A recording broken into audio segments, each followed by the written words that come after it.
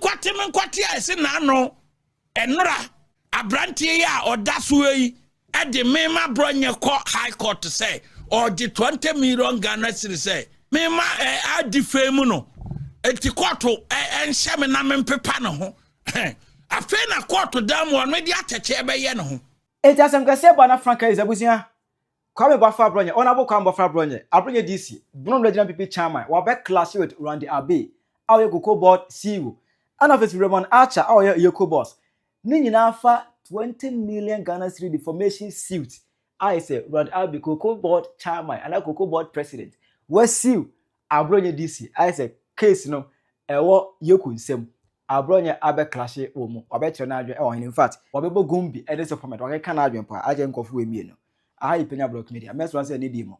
Over like video, no other my subscribe button, snap click notification for no latest updates. Number chile wa join abame. E will comment just make so basoa. No achi no for so enya bi ahwe. It work after say koko ntumu ne ba ya. Akuafo no ebo anyo so cause no be anim senka. Inu ebetu koko mu akwa 60 million but e ba ye no omotum as low as just 1.280 and eno ma koko akuafo no bofu ye na enu mu no ana kwamba fa Abronye ekota no show no so ohia TV na ehọ no ene ne okeka na adwen kire Randy Abe no EOCO board CEO no Abronye keka na adwen pa kire Randy Abe keka na kire no na later ene ba say Randy Abe we sue Abronye Dc for defamation of character we sue no awarding an amount of 20 million Ghana cedis kano 200 billion hey azemeba debi yes Abronye 200 billion. Hey, you knew. What I say? Yes, you Abronye 200 billion. As a asem no, according EOCO fonsem. Asem according EOCO company fonsem. Because EOCO si chire mu a Abronye ikura no. Issue bu omu aje se ne hubo omu ankwa no omu hia no. Omu invite no any ade. Na eno no ana Abronye waka EOCO boss Raymond Archer. Any EOCO board CEO Randy Abe. Na in fact wa dem wo mu wa ke kana adwen pa e da chire wo mu. Menkwate ese na no enora 26 August 2025 abrantie ya odaso yi e de mema Abronye ko high court say or the 20 million Ghana cedi say ono so no mema a defame no enti court enhye me na mempepa no ho afa na court dam won me di ateche ebe ye no ho sa brantie we na odaso won man kan kire no se ono no character no oni bi na obi adifemu mo hwa na mon kan kire no se me se character no oni bi na obi adifemu na fe na ne nse no me de ha ma ebebo ase de no na abu agum na me no upo obi di court ahunahuna na nyame o ya wo meto court danum upo bi di court ahunahuna na ya bekopa na nya cases dodo a mo be faale no ene be mo hia TV aja kasa o hey ya be ka kopensa mo beti ato se wom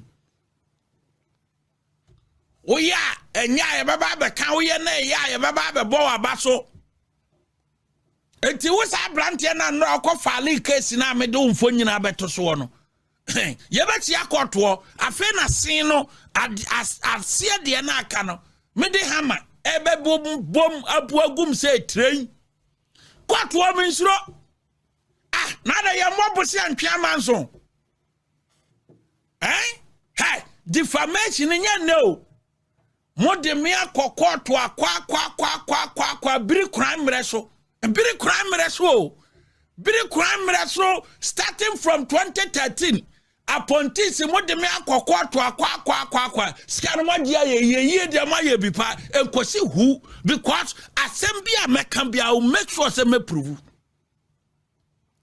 it is life no ni sa meeting bi na mo sia se o ye bombarding with court actions left and right e be duru ba bi na obaye mere ontimi nkan yasem wo di agro mo de kwato asem ne kura ba ejinja me ma menya hode mo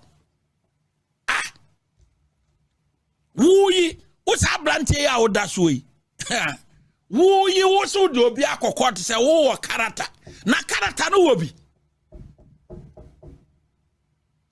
near the kind of character and cast only been what the catch them said defamation of character. Oh, character only be no other catch there. Abronye say, hey, Abronye defame character, not a ben character. At the time now, ultimate TV station now, Ugu no. Ultimate now, how can some a team for you say, debt exchange program or ma fasika say, or ma fankofosika ne? Senka wo character. Kasansem na uyusu sa TV station na guo no de kaye no. Ese debt exchange na ne. Mo se eno na aboa ma economy no ayeyie no. Ese ba na nka wa bepa akofo ado na butuafo achew. Because you sue sa platform no e di akofo ado atem di finance minister atem you sue sa platform di damage MPP appointee say o ma say o man economy sa niema wudina so de kaye no enam ba aban mu no sa niema no e na mo say eno na ye economy ni yie enne wo be ka kire me say wo character na ma defame wo sa brante ya ma pe ha ma to a me be bo nsi abu agum me ba bow si abuagum hwe anam prisa obi so mo kroma say mo de koto etina na defamation na aputo munye ready say be sia ho munye ready say ye be batten all out amanso ye nya duru kwa na ho de ne ya duru o media wonya de akwa bia metete no wosunwane say nko no say na meti say wakwa file case bisa awurade nyankopona nka ma listen properties nyina agu response wa me de be kokoto ho nso ma ya on kokoto yi na ma list kumati properties ma list sunyan ma list everything ma ya on kokoto yi Konu abeti enti wa nora wo kokoto ne dia wo dia ye small ayo we are small pin. We are small pin. Now, ye na no, not the aquacoma media for no say or moon publish it. Yes, you are Abronye 20 million. A grow when this was Sicilia. Usisiano. Usisitia. A grow when this pa. Now, no character no will be a cabana. Can you be the first person? I'll be Babon Tiababa Casse. Ugu akofo ado ne na busuafo ne appointee nimase sembe no wan kan wo krom about the debt exchange enye nokore ene aban na ama oposu a usisi chiaye wonam nkonwa gula nkurusa mu no usisi na atia na wonam nkonwa gula nkurusa mu a wode nam nkrofo afuo mu no and sema wo kan yesi akofo ado ne na butuafo awia Ghana sika debt exchange finance mini senka wo character and neya Bank of Ghana ebo sa debt domestic debt exchange program no say eno na ama economic stability aba no ka wo character nka be ka se sema wo kan fa kenofurata ho Sema Kamfa na Nado Danko Akufo Addo administration Kabana, you be the first person. So Bakasa we are sorry. Odwan na nenu udi America sisi chiaye wo se wo character. Entini mo bin kawasem stupid idiot.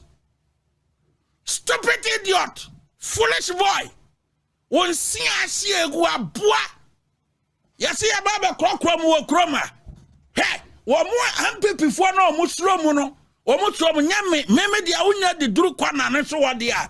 Kai won se me no ba wie eye Russia Ukraine war. Ye nim da ebe to betwa. Kwatu e be hia ho.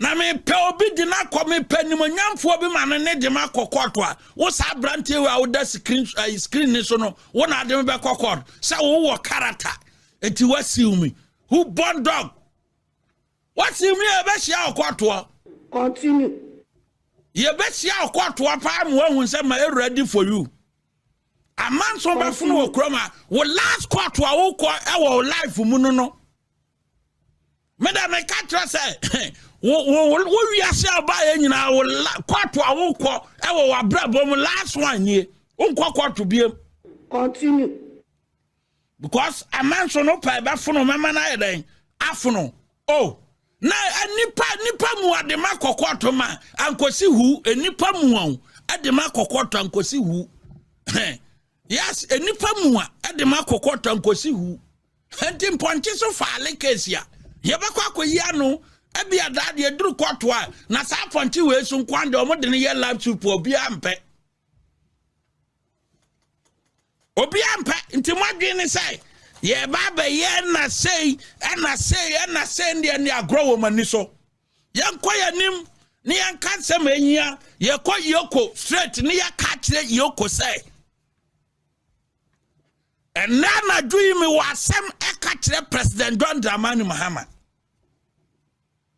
enna na dui se president Bekaya emrantie na ye expatriate omo edo omo ko America ebra ho nsem baaye no na EOCO boss ena machire aye negotiation with them ebra mrantia ne ka say they don't have a peswa bia omo de ba ma no na nsem no guso ebobo ba me ana me be buru alarm and san interior minister ni Jubilee House obam Mr. President me catch now and some na ba me table so ehun ya say obi ba your party ni no ehun so obi wi onam ni edi kan and some remo acha be catch now say ni amore asan de ne call national security mutie ne ye ba ban mu no enipa President Mahama appointee no I know what EOCO or no friend dapla on na ye acting executive secretary and a remoacha ye acting executive deputy acting executive secretary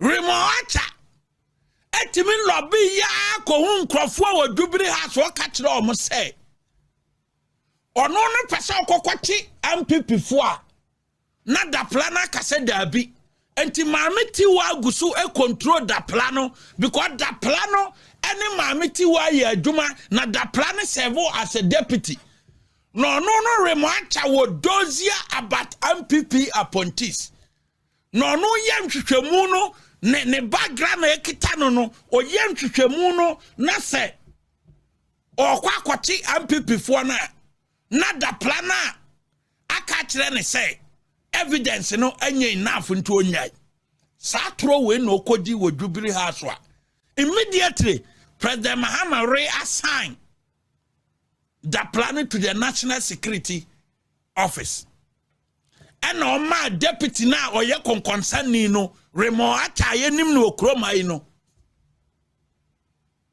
or ye concern ni no odi tra ma ye di ne wife free ni nsam no sa subano na odi akọ EOCO office yes until some now Mr. President now no pa me be say remo acha bebo wa manie say o dozia about MPP na MPP appointees sika wo mu wo gudanum left right center no wanya evidence na oye move say wo mon kwafti wo mra EOCO na ne boss se dabi enunti ne boss no edi post no 2 months pe na moji free ni sam less than 2 months ana moji post no de man concern ni na ono be ka say onim MPP appointees ya wo mu wasika egudanum na okwa akwachi o ma begu o manim ase ma party na gu e ma ndisi wato mo a ne boss na ye friend da plan se dabi ana mo ye meeting wo Jubilee House say sadia da plan mo ntrase no enti mo de na national security and me bia mu ki sa and somewhere nyina ekoto Jubilee House no se na me ni ho enso abeto me table so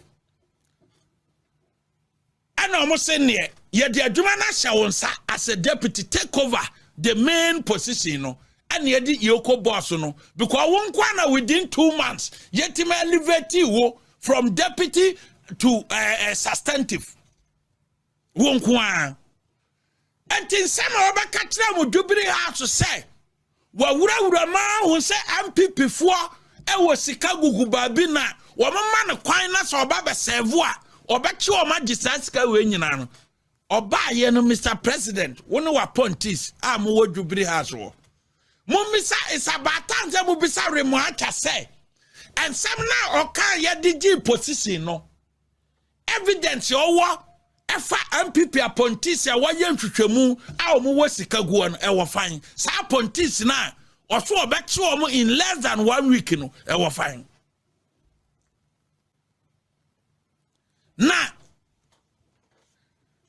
me kan name obi atiase say me the remote and CV no ebato na ye analysis na ahwefo e wo Facebook ahwefo e wo YouTube ahwefo e wo TikTok be wie no won beti ase no be free ase abisa questions ne de kan ebesi nei remote and timin kwachi MPP ni bia oye corrupt say owo sika gu baabi enti yemfa na mara and one say onenam ana me kita intelligence background ana maye course way masua de way maye say oboa oni masters wo baabi a oni degree wo baabi a and one so abaka say postgraduate this postgraduate ye wo mienu ye postgraduate certificate and a postgraduate diploma. Monfa ne CV na me ma hwefo atiase se. Remoacha nkwana nya onya 50 years but over 80 years work experience. Hey, Ghana ha. Ewiase ehu o. Obi wo ho onya 50 years yo. And so over 80 years work experience. Enya mo wawa. Hey, ahwefo ne atiefo enyam nwanwa se obi a onya 50 years and so 80 years work experience ni CV. Hey, are you 80 years work experience nipa no onya 50 years but over 80 years work experience me ba chirem. Are you producer seriously? Fa number A ni to so me nhwe ade Fatos ni enhwade enye begu nipa remo acha no ye begu nanim ase o onya 50 years and so 80 years work experience fa document A ne to so na ya mo boss ne yanko document A na ye hu kwana ye di nipa befa so na say eduru wa ne say ye biebie mu dia hwe no obi ameka say ebia ye tan obi document A 80 years workers move on to so producer ye twenwo yes na ya frase ya bisa remoacha say eba ne say na wunya 50 years na mo 80 years work experience esese mo wi amode sa anwom ne fast ye frɛ no enye nwanwa enye nwanwa eni ni CV no na CV no muntie qualification of EOCO boss na mi wi abeka bloggers ya onu omu daily asem ne edikan Remoacha say over 15 years as a national security specialist. Over 16 years as an international risk consultant in corporate intelligence, corporate risk, and international investigation. Remoacha Kraya say over 14 years as a certified counter-fraud specialist. Remoacha Kraya say over 14 years as an entrepreneur. Over 15 years as an entrepreneur, over 20 years distinguished career in investigative journalism, becoming the first African journalist and the youngest to have won the prestigious Global Gold for Excellence in Journalism of the Lorenzo Natale Prize of the International Federation of Journalism. And to work experience in Nina Boma, 80 years. Monkey can see any. Mesana Frasie. 15 years as a national security specialist. 16 years as international risk consultant in corporate intelligence. 14 years as a certified counter-fraud specialist. 15 years as an entrepreneur. 20 years distinguished career in investigative journalism. Okay, years work experience in Boma. 80 years work experience. And so no one can say 50. And sana waba qualification no. Postgraduate in intelligence and security UK. Anti Yamao certificate na anane atresu UK.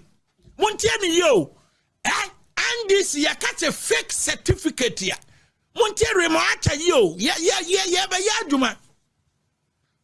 School ni din. A whole EOCO boss wa. Ono investigating crofile. Remacha. Yede ye catch no say. Who can tokwa dia? And you better uramo. Ye no babe ye bipa. Ye better say yes. Ye no better na kroma. Na braggers in the binuma was select or more. What do a mobile system? One, only inexperience. One more qualification. A yakitua be a nuru akokwa junso. If ye nyansa no so cry the omunibi. Ana suku nyansa swaya day. Sa bloggers na uno mu dili no. Ye beba ho. Enti tobuase. Ni ebe biewani. Ni edi kain. One list will see no. Because all the national security. Se no from EOCO no. What frasia. O pesa o ye overpass. Ye overtake Japan. Na yemfa national security boss ma. Until you see via ba. And our catcher bloggers and say. We are more than qualified Japan. A bad national security dear. Say President Ibeyi national security coordinator for fraud there. Wo no ye qualified than Richard Japan. Entini yempia Japan free ho ne yemfa ma. Nti ese no EOCO wana honso enti wo national security boss. And I do CV. E dia ma bloggers woni bloggers na kwakoye meeting. When bloggers selected bloggers now uno muye meeting no Japa womo mukwa ba na bebo mamani o bloggers now uno mukwa ye meeting no ye ni momo ye no omo ne konna krana usi o mudu wamba ba ka kira Abronye du eye free money na babi kura unya ska 8 months nie a usia bloggers ya utimi ma bloggers 10,000 Ghana cedis 50 bloggers, 10,000 Ghana cedis no. Yabaka wansem. Say ye calculate with salary 8 months here. E duru sa scanner wode ma bloggers na yabaka wansem. Enti na open national security boss. Enti what's your bloggers they receive na ma omo. CV ni ye questionable. Questionable issues was CV na. What they lobby for national security ni say. Ye nyu free EOCO. Emfa unkwa national security. Yabako. Nedi kind. Hey, usu kita postgraduate in intelligence and security. Postgraduate, uda producer fatun chenwa is okay. Usu kita postgraduate in intelligence and security. B. Now kase ukita postgraduate in intelligence and security. Himfa usi UK.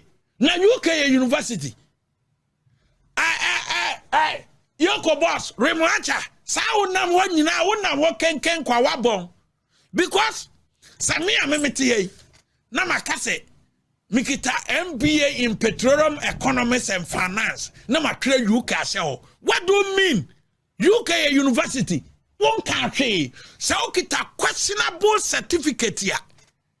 Ukita questionable certificate and I mano. Because Ufi say with the school no didn't buy. People will be able to verify whether or not certificate, you know, are authentic. And to know answer what postgraduate in intelligence and security UK no a university UK no a school UK no ye inte okan UK na no ne chese ye nam ne ye hwehwe UK say ehina remacha yes a course no masa ye nyankura. B postgraduate in leadership postgraduate in leading innovation and change UK. Mutiani yo mpesa atwefo ye proper analysis na nwumre na yebe wie na yebe hu ba bi obakọ akoto. Or say postgraduate in leading innovation and change UK. Certified counter fraud specialist UK. Diploma in criminology UK. Diploma in national security Israel. Diploma in application of intelligence Israel. Diploma in private investigation USA. Diploma in journalism Ghana.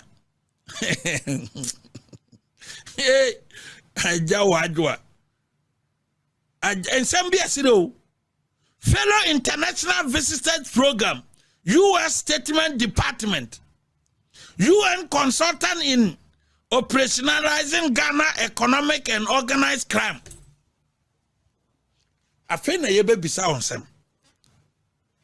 San certificate we nyina wo lese ye no. E bia ntre school a wo koye. Obia nhwe remote ayi no CV no we na odi lobby say e maye mfa post no ma Richard Japa no qualified ten Richard Japa. Remote no also no ye more than qualified ten Richard Japa na Richard Japa ni certificate or no ne what certificate. And you say no or no lobby because or mat to say Dawura Ebobo ban say and check President Barry assigning national security coordinator no Alhaji Osman and tebia and niama ye omo running niama wo Jubilee House wo and check the national security coordinator will be reassigned. Na anoma kese anoma na da bia mesoma no man kwat na Jubilee House so what information bano anoma na bebo mama ne say the national security coordinator will be reassigned. Etime no kasai no remo acha free ase lobby because remo acha who say if Alhaji Osman is going there and Richard Japa Penyah and Richard remo acha no asia bloggers edini CV achira omo say base national security operations ya ono ne ya training na Japanese certificate enti samo hwe ya last week and this week nyina no bloggers na friase friase show qualification of EOCO boss na sa EOCO boss no wa bon kire say okọ ayi workshop training cross say qualification na hwe niam ya lese ye na workshop kro ko ye nyina say qualification media me gina ne wa list ya ye award a minim say up to number H there ya award hey ABC the crown wasana number 10 o free H no wasana ko H nti H no kwa emienu enti sa qualification we nyina lese ye no wa mo school ba akokura dina wo betima akotwehwe se school we na remo acha koy or the national security and nay on the bloggers ni sia ye no o se Japanese certificate nti Japan doesn't qualify. Send this person almost survive what? Send this person what a proper operations in course of the year. And or no remote and qualify Japan need training bia when it comes to national security or you dismiss a military officer. Sana remote share bloggers, you know. And what say Richard Japadiama bloggers, you know. Say Richard Japaye dismiss military officer. exam se kra otwera on pass and some way nyina no remacha aka ne nyina kire bloggers no na wo mo promote no mo make sure say ne qualification no ebe reach babia to impress the seat of the government no na onya appointment no sa o certificate we no nkwan dia one list there o di duru fie ha ye Johnson Ubet ma kire wadwen amame e wo comment section aha yi Penyah Block Media Accra.